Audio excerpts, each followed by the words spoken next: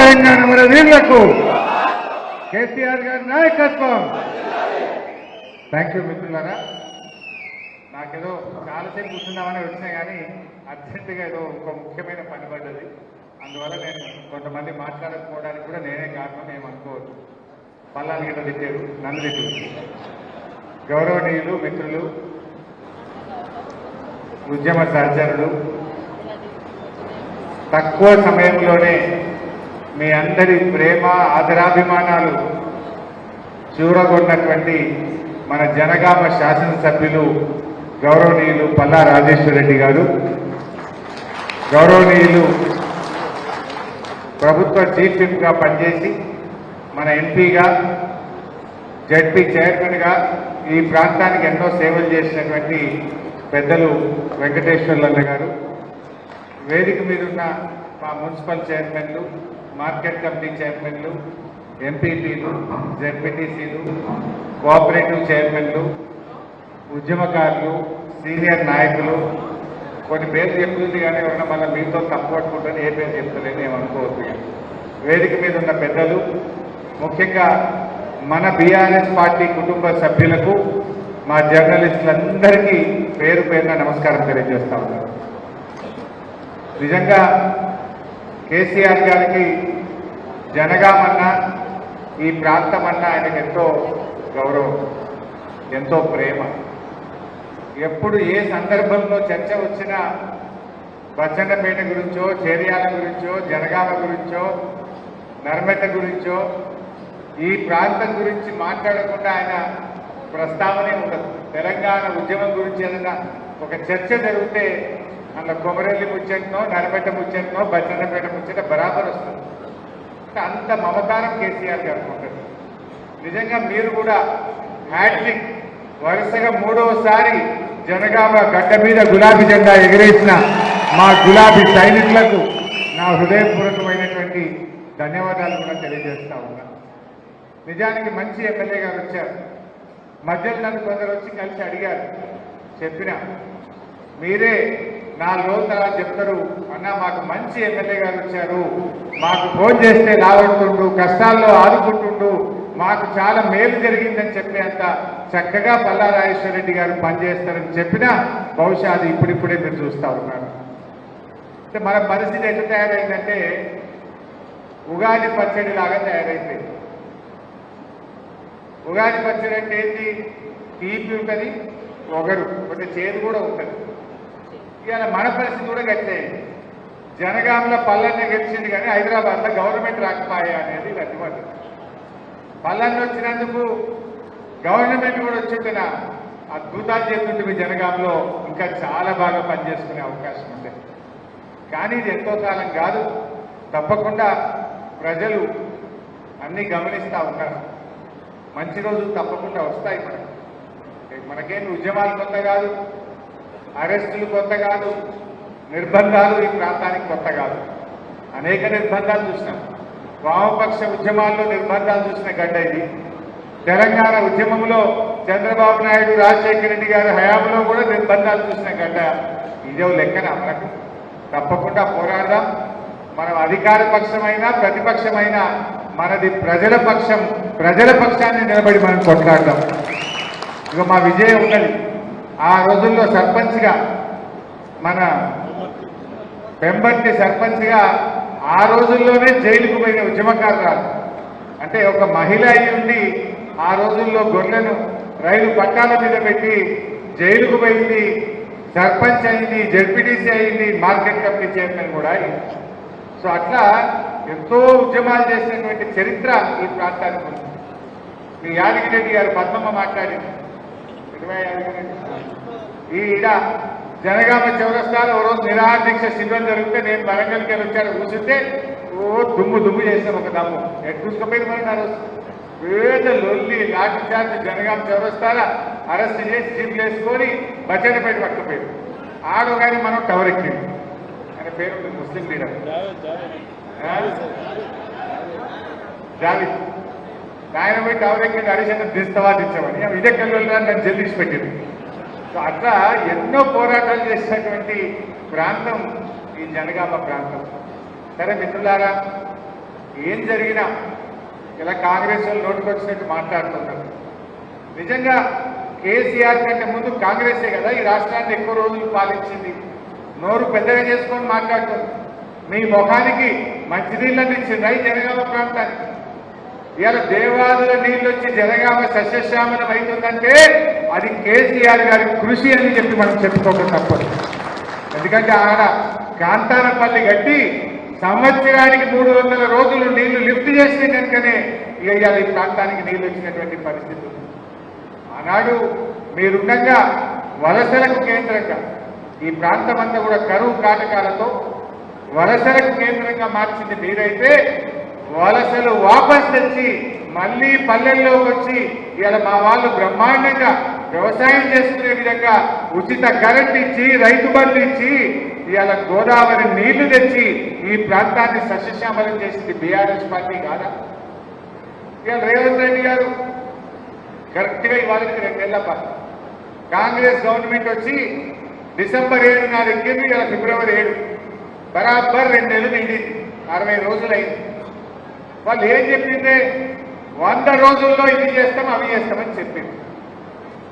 ఇంకా కొన్ని అయితే ఏం చెప్పిందంటే 100 రోజులు కూడా కాదు, డిసెంబర్ 9వ తారీఖు నాడు నేను ప్రమాణ స్వీకారం చేస్తా, అదే రోజు 2 లక్షల రుణమాఫీ ఏకకాలంలో చేస్తాను అన్నడా లేదా? ఒకసారి ఆ వీడియో చూపించండి.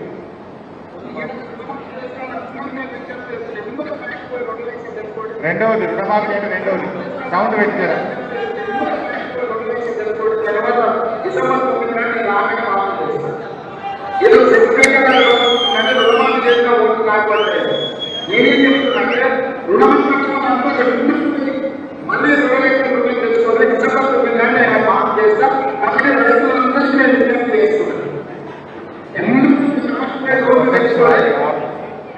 ఏమన్నాడు? డిసెంబర్ 9 నాడు 2 లక్షల రుణమాఫీ చేస్తానన్నాడా లేదా? ఇంకొకటి చూద్దాం. ముసలోళ్ళ పెన్షన్, ఇది 10వ దయబాబు. ముసలోళ్ళ పెన్షన్కి ఏం చెప్పిండు? ఆగదు.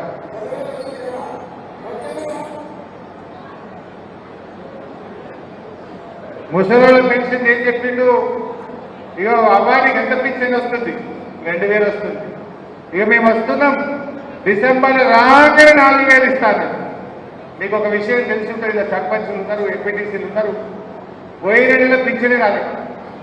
పోయిన 4 నెలలకు మంది వేస్తే ఉన్న 4 స్పీకినట్టు 4000 మాట 2000 రాసిలేదు.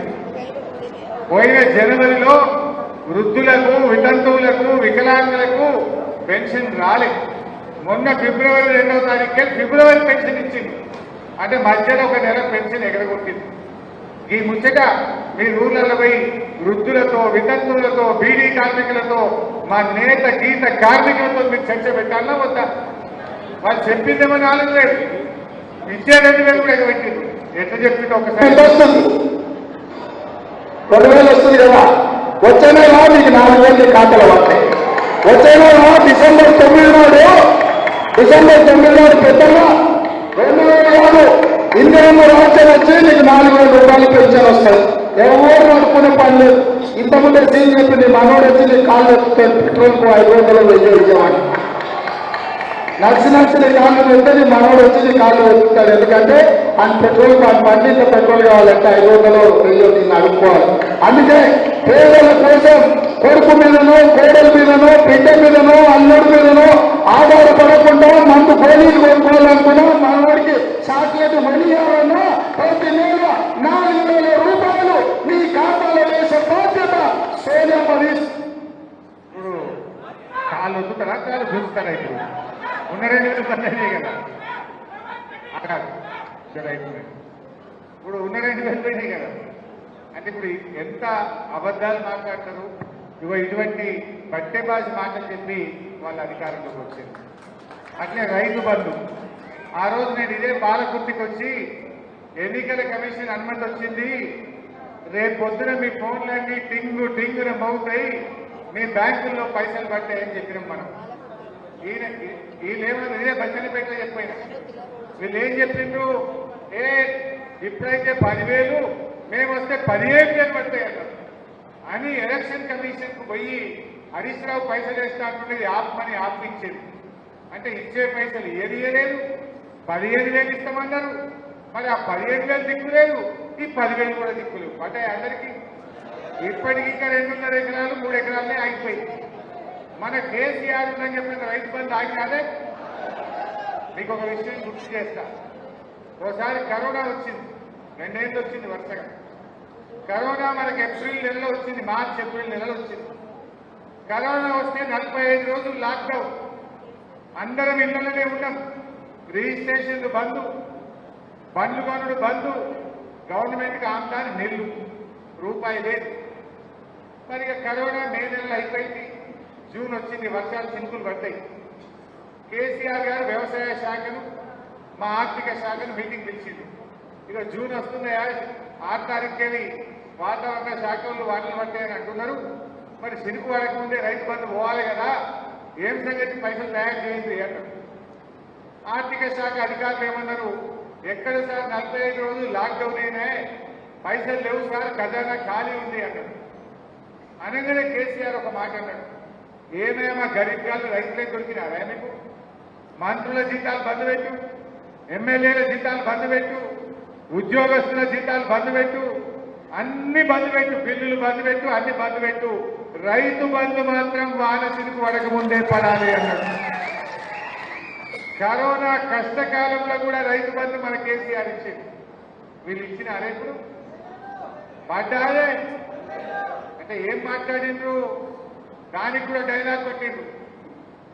మేము రైతులకు ఆపినాం, ఉద్యోగస్తులకు జీతాలు ఇస్తాము అన్నారు. ఓ రోజు మాట్లాడింది మొన్న ఎప్పుడు, రైతులకు రైతు బంధు ఆపినా ఉద్యోగస్తులకు మాత్రం 1వ తారీఖు వేసిన అన్నాడు. పోనీ అదన్న నిజమా?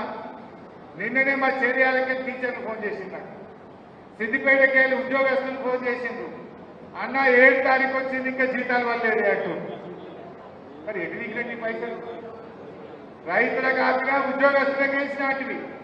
7 తారీఖు వచ్చినా మా చేరియాల టీచర్లకు పైసలు వల్లే, మా సిద్దిపేట ఉద్యోగస్తులకు జీతాలు వల్లేదంటే మరి ఎటు పోతున్నట్టు పైసలు? వ్యవహారం నడిపొస్తలేదా? వ్యంగ్యం తప్ప వ్యవహారం రాదా మీకు? ఎంతసేపు వ్యంగ్యంగా మాట్లాడలే తప్ప వ్యవహారం నడిపొస్తలేదు వాళ్ళకి. రైతు బంధు ఏం చెప్పిండో ఒక్కసారి చూడండి. రైతు బంధు కేసీఆర్ 10,000 ఇస్తే పండుగ ముందని ఇస్తుండు. అందుకే ఈసారి కాంగ్రెస్ పార్టీ వ్యవసాయ పనులు మొదలయ్యే ముందే సంవత్సరానికి ప్రతి రైతుకు ఎకరాకు 15,000 రూపాయలు రైతు భరోసా పథకం కింద ప్రతి రైతును ఆదుకునే బాధ్యత కాంగ్రెస్ పార్టీ తీసుకుంటుంది. రైతు బంధు కేసీఆర్ 10,000 ఇస్తే పండుగ ముందని ఇస్తుండు. అందుకే ఈసారి కాంగ్రెస్ పార్టీ వ్యవసాయ పనులు మొదలయ్యే ముందే సంవత్సరానికి ప్రతి రైతుకు ఎకరాకు 15,000 రూపాయలు రైతు భరోసా పథకం కింద ప్రతి రైతును ఏమనలే, వ్యవసాయ పనులు ప్రారంభం కాక ముందే 15,000 వేస్తారు. 15 దిక్కులేదు, మరి 13 దిక్కులేదు కదా. అంటే ఎన్ని అబద్ధాలు మీరు ఒక్కసారి గమనించారు. మొన్న అసెంబ్లీ జరిగింది, ఇటనే అబద్ధాలు ఆడుతూ ఉంటే మొన్న అసెంబ్లీలో పట్టుకున్నాం. 2 ముచ్చట్లు అడిగినా. గతంలో మన కేసీఆర్ గారు బ్రహ్మాండంగా కాంతానపల్లి కట్టిండు, దేవాదుల పనులు పూర్తి చేసిండు, మల్లన్న సాగర్ కట్టిండు, కొండపోచమ్మ సాగర్ కట్టిండు, రంగనాయక సాగర్ కట్టిండు, సెక్రటరియట్ కట్టిండు, 155 అడుగుల అంబేద్కర్ స్టాచ్యూ కట్టించిండు, ప్రగతి భవన్ కూడా కట్టిండు. ప్రగతి భవన్లో అంటే ఏం అబద్ధాలు ఆడినప్పుడు, ప్రగతి భవన్లో 150 బెడ్రూమ్లు ఉన్నాయట, స్విమ్మింగ్ పూల్ ఉన్నదట, బంగారం బాత్రూమ్లు ఉన్నాయనిగా ప్రజలకు అబద్ధాలు మాట్లాడి మనమే బుద్ధ జల్లే ప్రయత్నం చేసింది. మొన్న ఇప్పుడు ఎవరుంటున్నా బట్టి విక్రమార్క ఉప ముఖ్యమంత్రి ఉంటుంది. మొన్న అసెంబ్లీ చాలా అంటే పట్టుకున్నాం. అయ్యా బట్టి విక్రమార్క గారు ఇప్పుడు నువ్వే ఉంటున్నావు కదా ప్రగతి భవన్గా, ఎందుకంటే మీరు అపోజిషన్ లో ఉన్నప్పుడు 150 బాత్రూమ్లు అన్నావు, బెడ్రూమ్లు అన్నావు, ఏమేమో మాట్లాడారు. ఇప్పుడు చెప్పవే నేను అసెంబ్లీలో అడుగుతున్నా ఎన్ని రూములు ఉన్నాయో, అది ఏమున్నాయో జర లేచి చెప్పు అని అడిగినా. తలకాయ కిందకేసుకున్నాడు, ఇక లేస్తే వద్దు, మాట్లాడితే వద్దు, మరి ఉంటే చెప్పాలి కదా. అన్ని జూటా మాట. అట్లా నిరుద్యోగ వృత్తి గురించి అడిగాను. అయ్యా నిరుద్యోగ వృత్తి ఇస్తామన్నారు 4,000 రూపాయలు, మరి ఆ నిరుద్యోగ వృత్తి ఎప్పటి నుంచి ఇస్తారు అని అడిగిన. ఏమన్నాడు ఒక్కసారి చూడు. నిరుద్యోగ వృత్తి ఎప్పుడు ఇస్తామని అడుగుతున్నారు. వృత్తులు నిరుద్యోగ వృత్తి ఎప్పుడు ఇస్తామని అడుగుతున్నారు మిత్రుడు. నిరుద్యోగ వృత్తి 6 గ్యారెంటీలో కానీ నేను దీంట్లో కానీ చెప్పలేదు. మేము ఉద్యోగాలు ఇస్తామని చెప్పి మీరు మళ్ళొకసారి కావాలంటే ఉద్యోగం ఇస్తాను మాట్లాడు. కాంగ్రెస్ పార్టీ ఫస్ట్ డిక్లరేషన్ ఉద్యోగాల కోసం ప్రయత్నం చేసి ఉపాధి దొరకక నిరాశ చెందుతున్న నిరుద్యోగ యువకులకు ప్రతి నెల 4,000 రూపాయల నిరుద్యోగ వృత్తిని ఇచ్చి నిరుద్యోగ యువకులను కాంగ్రెస్ పార్టీ ఆదుకుంటుంది. నిరుద్యోగ వృత్తి ఎప్పుడు ఇస్తామని అడుగుతున్నారు మిత్రుడు. మేము నిరుద్యోగ వృత్తి 6 గ్యారెంటీల్లో కానీ నేను దీంట్లో కానీ చెప్పలేదు. మేము ఉద్యోగాలు ఇస్తామని చెప్పి మీరు మళ్ళొకసారి కావాలంటే ఉద్యోగం తీసుకొని మాట్లాడు. Congress party first Priyanka Gandhi car కూడా చెప్పింది లేదా తరగతి చూసింది కదా. అసెంబ్లీ సాక్షిగానే నిరుద్యోగ వృత్తి మేము ఇస్తామని చెప్పలే. ఇంతకంటే అబద్ధాలు ఉంటాయా? రేపు జనం ఒప్పుకుంటారా? అంటే ఇవన్నీ కూడా 6 గ్యారెంటీల అమలు విషయంలో ఇప్పుడు మేము అడిగామనుకో ఏమంటారు? అరే తొందరపడతారేమో మీరు ఇప్పుడే అడుగుతారా అంటూ. మనం తొందరపడలేదు. మీరు చెప్పింది డిసెంబర్ రైతులు ఉంటారు మన ప్రాంతంలో. మీరు రైతులకు చెప్పాలి.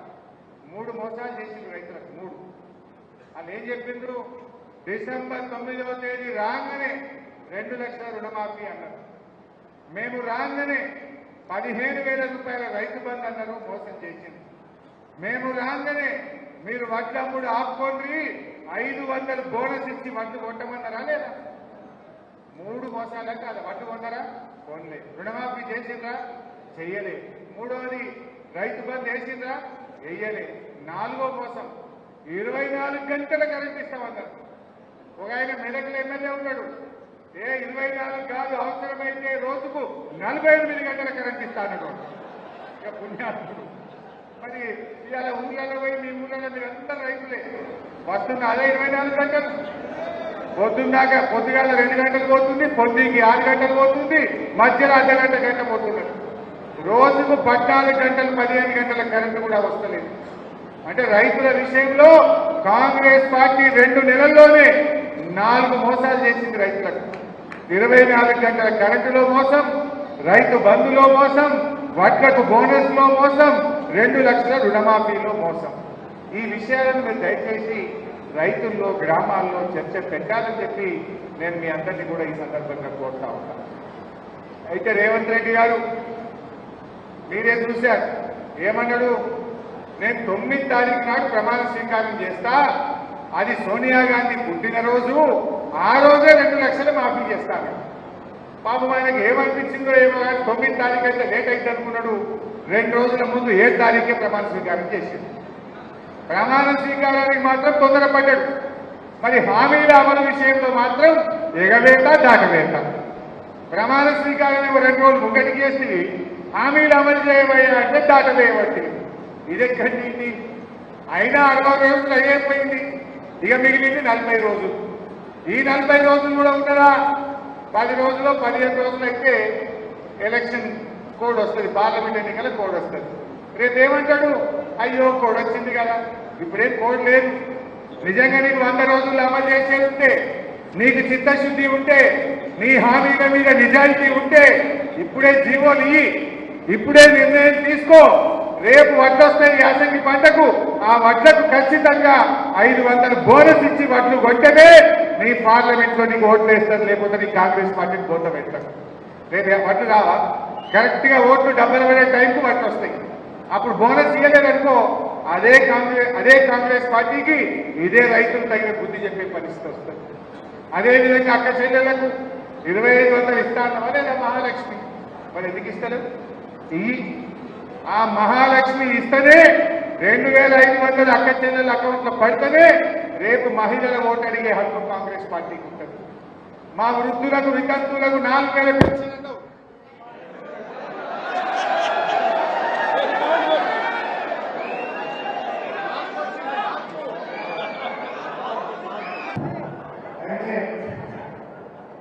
ఈ పార్లమెంట్ ఎన్నికల్లో వృద్ధులకు వితంతువులకు 4000 రూపాయల పెన్షన్ ఇస్తే తప్ప వాళ్ళు ఓటేసే పరిస్థితి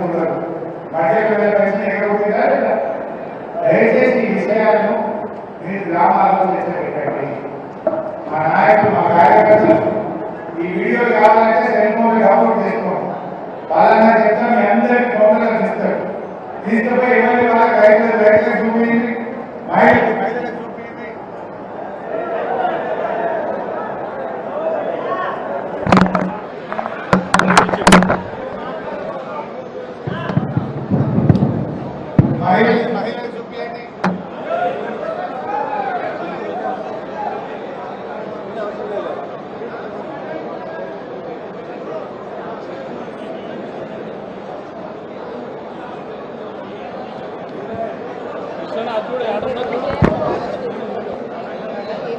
ఆడియో వస్తలేదు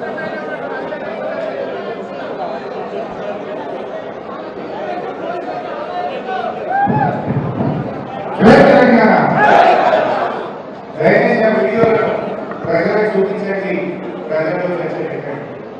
అదే మన కేసీఆర్ గారు మన ప్రభుత్వం ఉన్నప్పుడు ఎన్నికల్లో హామీ ఇవ్వకపోయినా రైతు బంధు లాంటి పథకం తెచ్చి 11 విడతల్లో 73,000 కోట్ల రూపాయలు రైతులకు అందించారు. ఎన్నికల్లో హామీ ఇవ్వకపోయినా 11,000 కోట్ల రూపాయలు ఖర్చు పెట్టి 13 లక్షల మంది పేరుకి ఆడపిల్లల పెళ్లిలకు సాయం చేసింది మన ప్రభుత్వం. ఎన్నికల్లో హామీ ఇవ్వకపోయినా రైతు బీమా లాంటి పథకం తెచ్చి 1,11,000 మంది రైతు కుటుంబాలను ఆదుకున్నది మన టీఆర్ఎస్ పార్టీ. ఇలా ఎన్నో మంచి కార్యక్రమాలు చేశారు. మంచి కష్టాలు ఇచ్చాం, కరెంట్ కష్టాలు ఇచ్చాం, రైతులు 2 పంటలు పండించుకున్నట్లే చేశాం. కాంగ్రెస్ మాట్లాడిన మీరు ఏం చేసిండు అని బీఆర్ఎస్ రాకముందు ఈ రాష్ట్రంలో 96 లక్షల మెట్రిక్ టన్నుల రాష్ట్రానికి ఇవాళ 3 కోట్ల మెట్రిక్ టన్నుల వరకు ఈ తెలంగాణలో పండుతా ఉన్నాయి. వడ్డీ వడ్డీ 3 కోట్లు 3 అంతలు వడ్డీ రాకుండా నీళ్ళిస్తే, చెరువులు బాగా చేస్తే, విద్యార్థులు పెడితే, కరెంట్ ఇస్తే, పెట్టుబడి సాయం చేస్తే, సకాలంలో ఎరువులు అందిస్తే ఇవాళ 3 కోట్ల మెట్రిక్ టన్నుల వరకు పెట్టింది. కాంగ్రెస్ వచ్చాక మళ్ళీ ఎరువుల కట్ట చెప్పుల దగ్గర పెట్టుకుని అయిపోయింది. మళ్ళా సమస్యలు రానుకొని ఇంకా 4 రోజులైతే అన్ని అర్థమైంది. మన కర్ణాటక ఎన్నికల్లో వస్తే మాట్లాడింది. కర్ణాటకలో కాంగ్రెస్ గవర్నమెంట్ వచ్చి 8 నెలలు ఆడలు 5 గ్యారెంటీలు అన్నారు. రుణమాఫీ మోసం చేసిండ్రు. నేను రద్దు చేసి రైతులంతా బయట ఉన్నారు. అయితే ఆ కర్ణాటక చూసిన వాళ్ళను ఏ సంగతి ఏ పార్టీ ఎన్నికలు చేయలేదు. కాంగ్రెస్ మొన్నే వచ్చింది కదా, 8 నెలలైంది కదా, 25 ఎంపీలు ఉన్నాయి, ఎన్నికలు దగ్గర 5 వస్తే ఎక్కువ 2, 3, 5 లోపల కూర్చొని అయ్యో మొన్ననే గవర్నమెంట్ వచ్చింది కదా, ఏమైంది కదా జనం అంతా బాధపడుతుంది. కాంగ్రెస్ ఎందుకు ఓటేసి మారి ఇలా కోపంగా ఉండగా పార్లమెంట్ ఎన్నికల్లో మా కర్ణాటకలో కాంగ్రెస్ పార్టీ సిద్ధులు ఓడగొడుతుందని చెప్పి కర్ణాటక రైతులు చెప్తా ఉన్నారు, ప్రజలు చెప్తా ఉన్నారు. మన దగ్గర కూడా 2 నెలలైంది. ఇంకొక 5 నెలలు 6 నెలల వరకు మీరు సర్పంచులకు, కౌన్సిలర్లకు, జడ్పీటీసీలకు నిలబడితే టీఆర్ఎస్ 50 మందిని ఎదుర్కొని దొరకబట్టి మీకు ఓటు చేసే పరిస్థితి వస్తుంది. ఏమున్నా దబాయిస్తున్నాడు, ఎన్నో దబాయిస్తూ మాటకి 40 రోజులు దబాయిస్తాడు. 60 జనం చేయాలి. ఇంకా 40 జనం దబాయిస్తుంది. మాకు ఊళ్ళకి వస్తే కాంగ్రెస్ వాళ్ళను జనమే దబాయించే పరిస్థితి వస్తుంది. వాళ్ళకి అసహనం పెరిగింది. ఆనాటి ప్రచారంలో అబద్ధాలు, నేడు పాలనలో అసహనం. రైతులు చెప్పినట్టు అంటే ఒక ఆయన చెప్పుకోబోతుంది అని మాట్లాడతారు. ఇక ఆయన రేవంత్ రెడ్డి అంటే ఆయన ముఖ్యమంత్రి ఆయన భాష సంస్కారహీనంగా ఈ రాష్ట్రం పరువు తీసేదని ఆయన మాట్లాడుతూ ఉన్నారు. ఇవన్నీ కూడా మీకు తెలుసు. ఈ మధ్య కొత్తగా స్టార్ట్ చేసింది ముఖ్యమంత్రి. బహుశా మీరు చూసుకుంటారు. పార్లమెంట్ ఎన్నికల్లో తెలంగాణ 17 గెలిస్తేనే ఆడికి ఎన్నికలు జరిగారు. అంటే ఆయనకు తెలుసు 17 గెలవాలంటే రాహుల్ గాంధీ నిన్నదాకా ఇండియా కూటమిలో రాహుల్ గాంధీకి దేవుడు వాదనగా ఉన్న మమతా బెనర్జీ గారు మన టీవీలో చెప్పి చూస్తున్నారు. కొంతమంది ఏం చెప్పింది, ఏ దానికి కాంగ్రెస్ వాళ్ళు బాగా మాట్లాడుతూ మీకు ఎన్నికలేంటి, నేను ఉండేటంటే ఇండియా కూటమి బయటపోతున్నానని వెళ్ళిపోయింది. పోకుండా మాట్లాడేది. మీ కాంగ్రెస్ దమ్ముంటే మొత్తం భారతదేశం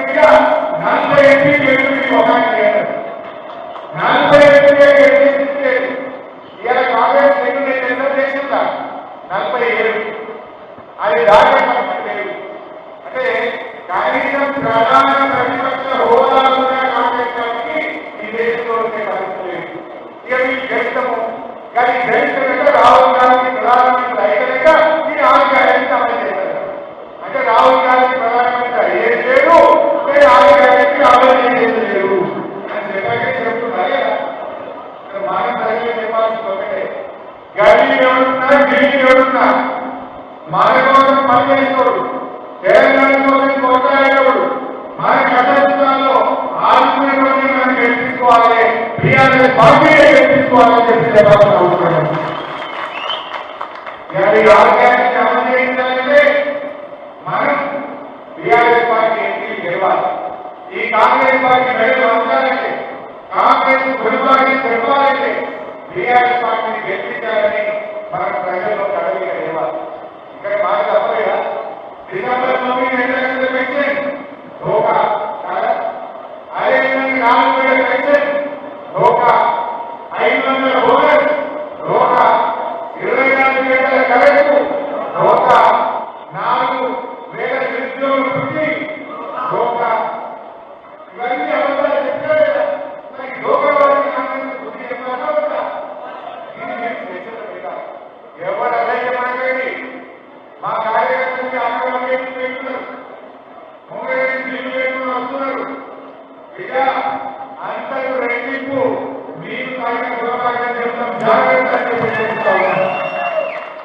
మా కులాన్ని కార్యకర్తల మీద ఎవరిని అక్కడ కేసులు పెట్టినా, ఎవరిని ఇబ్బంది పెట్టినా మొత్తం టీఆర్ఎస్ పార్టీ మీకు అండగా ఉంటాం, ధైర్యంగా ముందు చేస్తా ఉన్నాం. ఇవన్నీ మా 14 అక్కడ ఎంత దుర్మార్గం! కనీసం ఒక గడం కూడా లేదు. నువ్వు గవర్నమెంట్ కబ్జా చేస్తామని ఎందుకు అలాయని గట్టిగా మాట్లాడతారు, ధైర్యంగా మాట్లాడతారు. ధైర్యంగా ఎవరైతే ప్రశ్నిస్తున్నారు కనుక, గట్టిగా ఉన్నదని అనుకున్నారు కనుక ఆయన చేయాలి పగబట్టే ప్రయత్నం చేస్తున్నారు. పగబట్టే భయపడుతున్న వల్ల ఇంకా బెల్పులు ఆయన ఖండిస్తారు. ఎవరు భయపడేది? మేమందరం మీకు అంతగా ఉంటాం. దయచేసి కార్యకర్తలు ఇది ఒక చిన్న స్పీడ్ లేదు. రోడ్డు మీద పోతే ఒక స్పీడ్ బ్రేక్ వచ్చిందనుకో బండి స్లో అయ్యారు. తర్వాత దాకా మన పికప్ తీసుకొని స్పీడ్ పోతుందా అంతే తప్ప ఎక్కడ కూడా అదే. సరే, కాళేశ్వరం మీద చూటా ప్రచారం చేస్తున్నారు. కాళేశ్వరం అంటే 21 పంపౌలు, 19 రిజర్వాయర్లు, 203 కిలోమీటర్ల టన్నులు, 3 బ్యారేజీలు. అందులో ఒక బ్యారేజీలో 1 గంటల దెబ్బతింటే ప్రపంచమే ముగిపోయింది. మొత్తం కాళేశ్వరమే ముగిపోయిందని ప్రచారం చేస్తున్నారు. మీకు బాగా తెలుసు, ఎందుకంటే కాంగ్రెస్ గవర్నమెంట్ దేవాలయ మోటార్ బైక్లని పడాలని కాదు ఏమలేదా? ఏదేమా మరి ఏదైతే ఎవరైతే చేస్తూ మరొకరు చేస్తూ మన దేవాలయాలు చేసుకున్నాం. ఏదైనా సమస్య ఉంటే సమస్యను కారణంలో పెట్టండి, దాన్ని వెంటనే పరిష్కరించండి, రైతులు అందించండి. కానీ ఏంటంటే ఏదో ఒక దుష్ప్రచారం చేసి ఎందుకంటే ఓట్ల ముందుగా అభిప్రాయాలు కనీసం పరిపాలనలో నిజాయితీగా పాలించండి, పాలనైనా నిజాయితీగా చేయండి. పాలనలో కూడా 10 ఏళ్ల కాలం మీద దుష్ప్రచారం చేసి అబద్ధాలు చెప్తూ కాలం మీద చూస్తూ రాజకీయం చేసే ప్రయత్నం చేస్తున్నారు. ప్రజలకి అవకాశం ఇచ్చింది మంచిది. అయితే ఎవరు చెప్తున్నారు? 5 ఏళ్ళ మీరు ఇచ్చిన 420 హామీ అమలు చేయండి, మీరు ఇచ్చిన ప్రతి మాట నిలబెట్టుకోండి. కానీ బాధ్యత తీసుకుపెట్టకుండా ఉద్యోగాలు పెట్టుకోవాలి. మన కార్యకర్తలు ఒక విషయం క్లియర్ బయట ఎవరన్నా కాదు.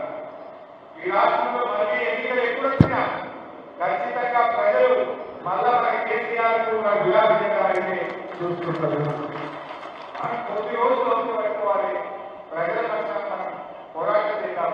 ప్రజలకు ఇచ్చిన హామీ అమలు చేయమని వాళ్ళని ప్రశ్నిస్తూ మనం చూసుకోవాలి. ఎవరికి తెలిసిన ఇబ్బందులు వస్తే మేము మీ అందరినీ కూడా కలిసి కప్పలాగా కాపాడుకుంటాం. ధైర్యంగా అందరూ కుటుంబ సభ్యులాగా కుటుంబంలాగా ముందుకు సాగాలని చెప్పి మీ అందరినీ మనం చేస్తూ నాకు చాలా మాట్లాడాలంటే